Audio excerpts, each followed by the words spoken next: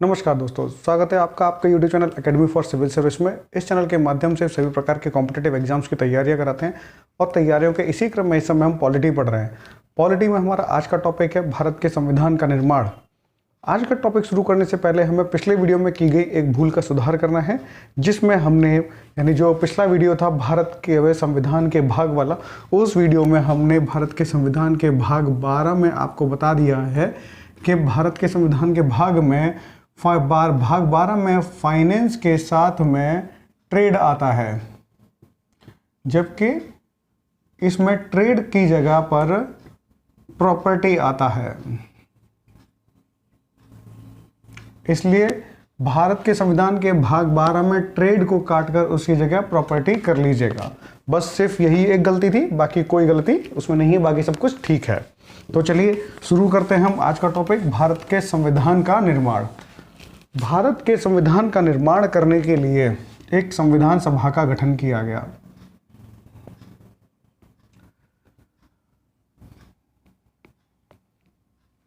संविधान सभा के जो सदस्यों की संख्या थी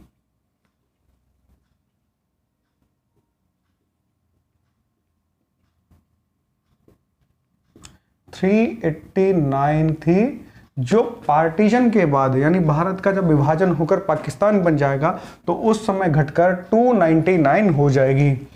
तीसरा पॉइंट, इस संविधान के निर्माण के लिए 60 देशों के संविधानों का अध्ययन हमारे देश के संविधान निर्माताओं ने किया।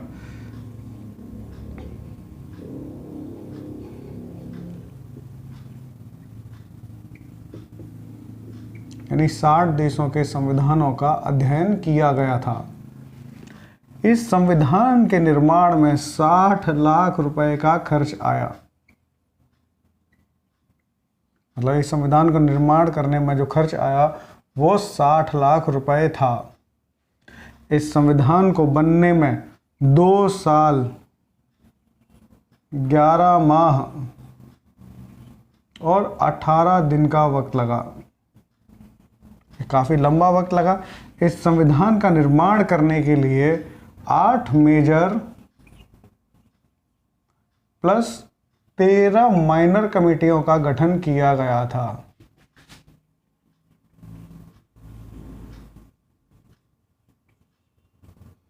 माइनर कमेटीज का गठन किया गया था। इस संविधान को 26 नवंबर 1949 को स्वीकार कर लिया गया था, जबकि 26 जनवरी 1950 को लागू किया गया था। अब ऐसा क्यों हुआ था, इसका जवाब आपको इसी वीडियो में मिल जाएगा। तो चलिए शुरू करते हैं। जब भारत में संविधान का निर्माण करने की प्रक्रिया चल रही थी तो संविधान सभा का गठन किया गया, और संविधान सभा की जो पहली बैठक थी वो पहली बैठक 9 दिसंबर 1946 को हुई। ये सवाल पूछा गया है कि भारत के संविधान सभा की पहली बैठक कब हुई।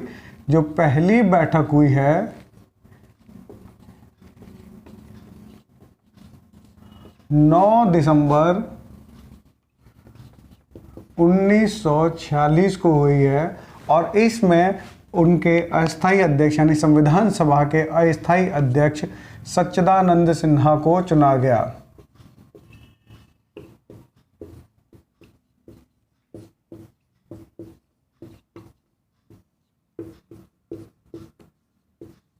इसके ठीक 2 दिन बाद यानी 2 दिन बाद दूसरी बैठक हुई, और वो बैठक कौन से दिन हुई होगी, 11 दिसंबर 1946 को हुई। और इस बैठक में संविधान सभा का स्थायी अध्यक्ष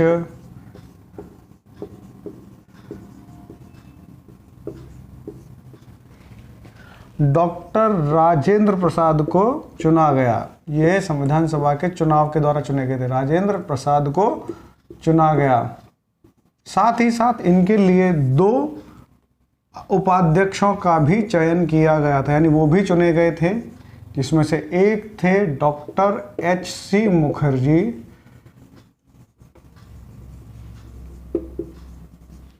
और दूसरे थे वी.टी. कृष्णामाचारी।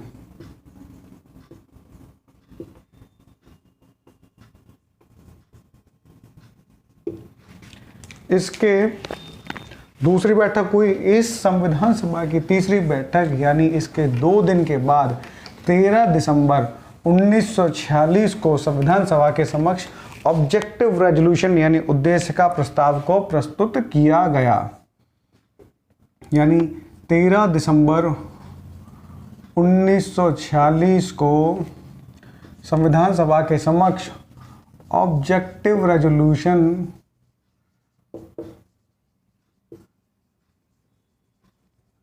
को पेश किया गया, जिसे हम हिंदी में उद्देश्य का प्रस्ताव भी कहते हैं।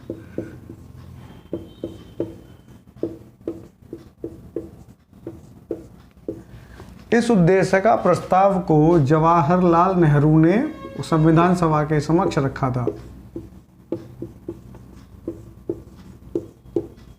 अब सवाल उठता है कि ये उद्देश्य का प्रस्ताव आखिरकार है क्या, क्या थी? तो उद्देश्य का प्रस्ताव जो थी जवाहरलाल नेहरू का भारत के प्रति एक विजन था। इसमें उन्होंने बताया था कि भारत का संविधान कैसा होना चाहिए, भारत के संविधान के फंडामेंटल्स कैसे होने चाहिए, भारत के संविधान में SC, ST, minority, religion in सब का क्या स्थान होना चाहिए, उसके बारे में बात की गई है और ये सवाल पूछा गया है। और साथ ही साथ 22 जनवरी 1947 को संविधान सभा ने इस प्रस्ताव को स्वीकार कर लिया, यानी ये संविधान सभा के द्वारा पास हो गया था। तो पूछा गया है कि संविधान उद्देश्य का प्रस्ताव कब प्रस्तुत किया गया, उद्देश्य का प्रस्ताव किसने प्रस्तुत किया और इसको कब पास कर दिया गया था। जिस समय यहाँ भारत में संविधान के निर्माण का कार्य चल रहा था, वहीं ब्रिटेन में कुछ परिवर्तन चल रहे थे। पहला परिवर्तन जो ब्रिटेन में हुआ वो था सत्ता का परिवर्तन।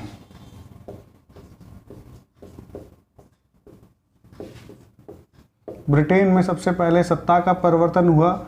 अब वहाँ का प्रधानमंत्री चर्चिल की जगह पर एटली बना और एटली ने आते ही सबसे पहले घोषणा की कि भारत को 3 जून 1948 तक भारत के नेताओं को सत्ता का हस्तांतरण करते हुए खाली कर दिया जाएगा, यानी देश को आज़ाद कर देंगे। दूसरा जो परिवर्तन हुआ वो था भारत के वायसरॉय को बदलना।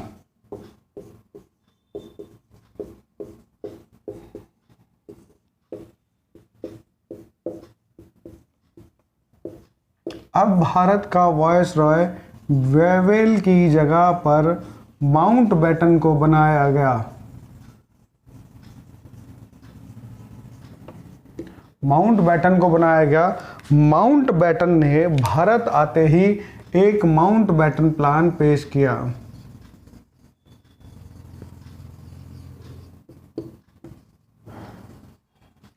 इस माउंटबेटन प्लान में भारत के विभाजन को स्वीकार किया गया।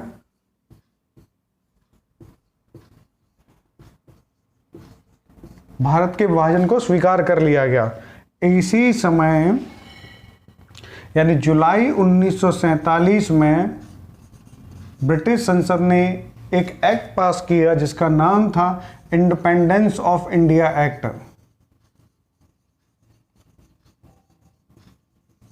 India act 1947। इसी एक्ट के माध्यम से भारत को 15 अगस्त 1947 को आज़ादी मिली और साथ ही साथ भारत को विभाजन भी मिला। 15 अगस्त 1947 को आज़ाद होने की वजह से ही भारत 15 अगस्त को प्रतिवर्ष स्वतंत्रता दिवस के रूप में मनाता है।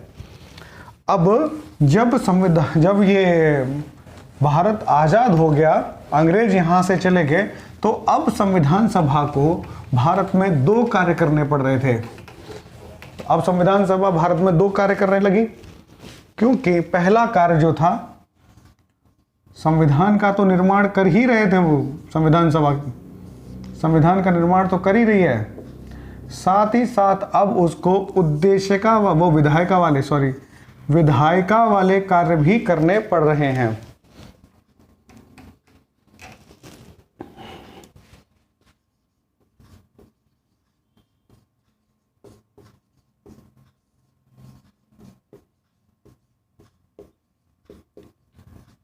पीछे हमने बताया कि संविधान, जब भारत के संविधान का निर्माण चल रहा था तो उस समय प्रारंभ में सदस्यों की संख्या 389 थी, लेकिन 15 अगस्त 1947 को भारत का विभाजन हो गया तो सदस्यों की संख्या 299 हो गई, क्योंकि पाकिस्तान के साथ भारत के कुछ प्रदेश भी चले गए थे, इसलिए सदस्यों की संख्या संविधान सभा में घटकर 389 से 299 हो गई थी। ठीक है, जब संविधान सभा संविधान के निर्माण का काम करती थी तो उसके अध्यक्ष डॉक्टर राजेंद्र प्रसाद हुआ करते थे।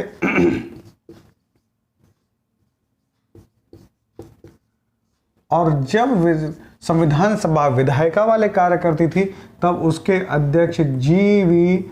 मावलकर हुआ करते थे।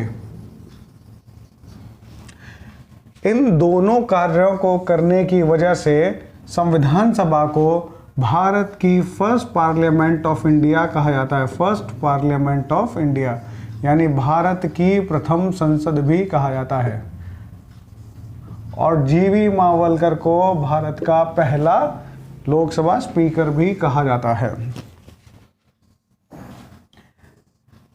संविधान सभा ये दोनों कार्य 26 नवंबर 1949 तक करती रही, क्योंकि इसी दिन संविधान सभा के सभी सदस्यों ने हस्ताक्षर करते हुए उसको स्वीकार कर लिया था। लेकिन इस दिन संविधान को स्वीकार तो किया गया, लेकिन संविधान को लागू नहीं किया गया। लागू करने की डेट रखी गई 26 जनवरी 1950। लागू करने की डेट 26 जनवरी 1950 रखी गई और इसके पीछे का कारण जो था वो था कांग्रेस का, इसके पीछे का जो कारण था वो था कांग्रेस का लाहौर अधिवेशन, 1929 का लाहौर अधिवेशन, जिस अधिवेशन में कांग्रेस ने अपनी मांग को, डोमिनेंट स्टेटस की मांग को बदलकर पूर्ण राज्य कर लिया। यानी डोमिनेंट स्टेटस की मांग की जगह पर अब उन्होंने पूर्ण स्वराज के प्रस्ताव को पारित किया। इसकी जगह पर पूर्ण स्वराज के प्रस्ताव को पारित किया गया। ये पूछा गया सवाल है कि कांग्रेस ने किस अधिवेशन में अपने डोमिनेंट स्टेटस की मांग को बदलकर पूर्ण स्वराज कर दिया गया, तो उसका उत्तर है 1929 लाहौर अधिवेशन।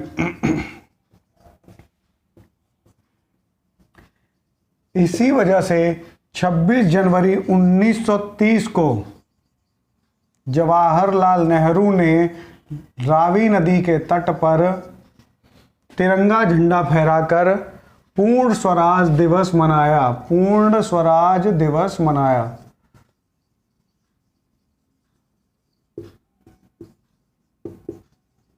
इसी की वजह से संविधान को स्वीकार तो 26 नवंबर 1949 को कर लिया गया, लेकिन उसको लागू 26 जनवरी 1950 को किया गया था। 26 जनवरी 1950 को जैसे ही हमारा संविधान लागू हुआ, उसी दिन से हमारा देश एक गणतंत्र यानी रिपब्लिक बन गया।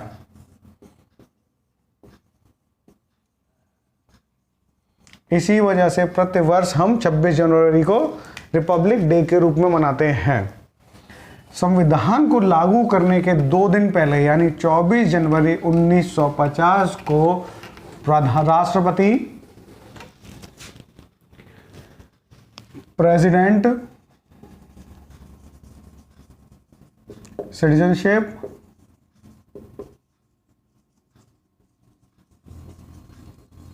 इलेक्शन कमीशन ऑफ इंडिया,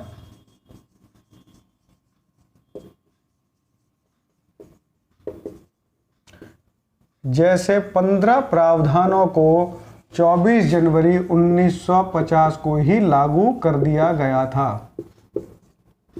और इसी दिन डॉक्टर राजेंद्र प्रसाद को भारत का राष्ट्रपति बनाया गया, क्योंकि वो संविधान सभा के अध्यक्ष भी थे। लेकिन राजेंद्र प्रसाद का विधिवत जो चुनाव हुआ था वो 1952 में प्रथम हुआ।